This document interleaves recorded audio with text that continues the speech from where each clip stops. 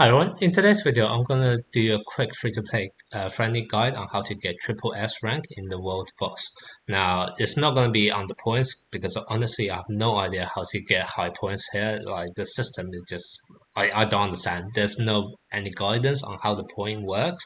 And if you look at the guy who got the girl who got the highest points, uh, she's playing really low levels, and I don't understand that because when I try doing that, it's just game over when your first full character get knocked out. So I don't even know how this works. Let alone the ridiculous high amount of points she meant to obtain. So yeah, no idea how the point system works. I'm just only going to show you how to clear it with a triple S rank, and that will give you the maximum amount of rewards per wave, and that should be sufficient. And with also, if you're actually able to clear it, hopefully you should be within the top 30%. So you should be able to get all the rewards here as well.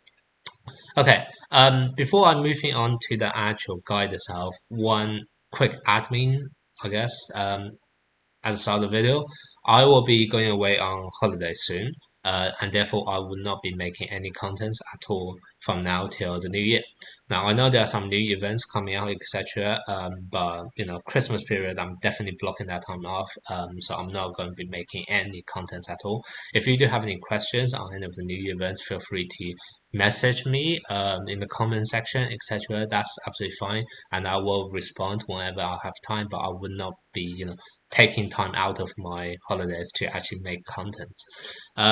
So yeah, so on that note, if I don't see you guys till the New Year, then I wish everyone a Merry Christmas and Happy New Year. So hope you guys all enjoy yourself. And yeah, I will speak to you in the New Year's. Okay, now back to the guide itself. So this is the team I use. Very free to play friendly, I feel. Four SR characters. You can see some of the levels are really low as well. Lotus, you should hopefully everyone chose in their free selection. Otherwise, with the 999 reroll that comes out with Julius, you should be getting Lotus for sure there. Charlotte, everyone who should get for free. One season one character, one season two character. And in all honesty, for the first wave, you don't even need this exact same setup. The only thing you want to do is the first wave is just to survive. So you can totally replace Ghost with, let's say, someone like Mars or Soul, but any tank who is able to survive long enough will be fine. Or another healer if you want. If you want to play S2 Charmy, that also well. You have three healers. Um, and like I said, you probably don't even need Teresa. As long as the first wave survive, you're fine. That's all you need to do. All of the attacks or damage come from from wave two, and actually, you can see I don't have a single attacker in my entire team because I'm trying to show you here. You can clear this without any actual attack from yourself. All of the damage I will be doing is coming from the wave bonus, because if you actually look at wave 2, what happens is in the last 4 turns, from the third turn to the fourth turn, what's going to happen is that every single time when you attack, you are going to inflict a 10% damage increase debuff. Well, first of all, it's increased damage taken, which is nice, but also unlimited stacking of the debuff for 5 turns. There's only 4 turns left. This is for 5 turns. So this is basically guaranteed. This will be till the end of the game, end of the battle. And that's very important because in the last 2 turns, every single time when you attack, for every debuff the enemy have, you're going to deal extra damage equal to 3% of max HP. And that's all you need. You basically don't need any attacks yourself. All of the attack or all of the damage will be coming from the debuff, and it's just as simple as that. Now, I will show you the demo of the clip where I used to clear it, and you will see for the first wave and also for the first 4 turns of the second wave, I am pretty much not doing any damage at all. Maybe I have took down 1 bar of the boss, but that's about it. However, in the last 2 turns, what you see is that for every single attack of mine, the entire HP bar for the boss are just deleted. And literally, I kind of went from like C rank all the way straight to triple S within like 1 turn or so. And that's how you should be doing it. Like, this is the only trick you need to know. Inflict debuff so that for the last turn, every single attack of yours, you're gonna wipe out the enemy HP bar 1 bar by 1 bar. So that's literally how it is, and as a result, it's also very free to play friendly, both in terms of lineup, but also there's no gear requirement. I feel like last time when I done my guide on how to auto race 6 for Battelle Gigas, some people complain because I was using a full set of LR gear.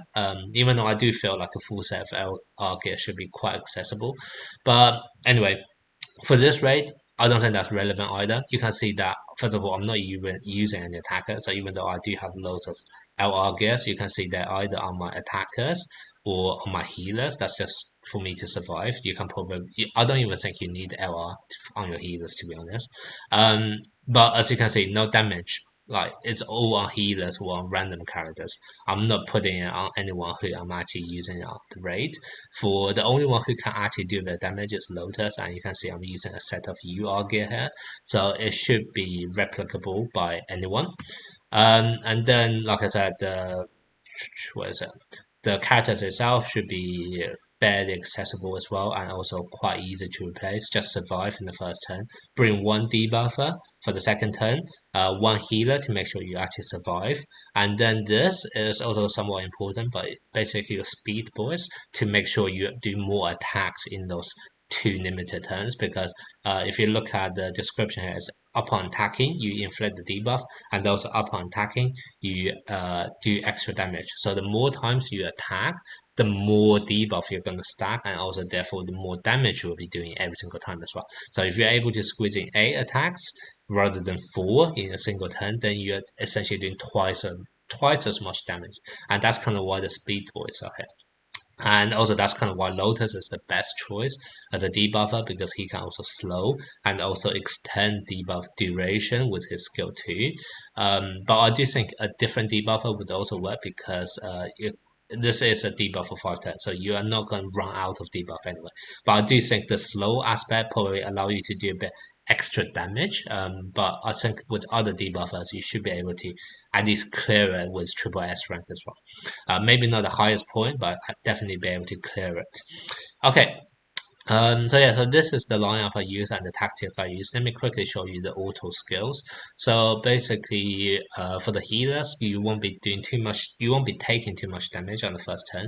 But that's kind of why I just used the first skill on the first turn, because you don't need too much healing. But then from the second turn onwards, you use your proper healing skills. For Ghost and Charlotte, you basically want to make yourself more bulkier. So Charlotte, you want to use special skill first to reduce the enemy's attack. Ghost is to fortify, so increase your defense, etc. If you have someone like Mars or Soul, like as a tank instead, do whatever you want. Honestly, you just need to survive. That's as much as there is to the first wave. For the second wave, two speed boys, quite self-explanatory. Special skill to increase movement, increase speed, so you do more attacks. Lotus always use special skill first to do the what do you call it? To incapacitate and also slow down potentially, and then you skill 2 to keep on extending the debuff. So that's how you want to set up Lotus. For Charmy, I just decided to put it on skill 1 so that she constantly is able to heal the entire team. It's RNG chance, but with how fast you are moving, if you just keep on using skill 1, eventually you will be pretty much keeping your whole team alive with those AoE heals. So that's pretty much it for this as well. So yeah, like I said, hopefully this will be useful to you. Even if you don't have the exact same setup, it should be quite easy to replicate, and it's the strategy here. So yeah, so hopefully this will be useful to you guys. I'm gonna play the demo now. And like I mentioned at the beginning of the video, everyone enjoy your Christmas and New Year, and I'll see you guys next year.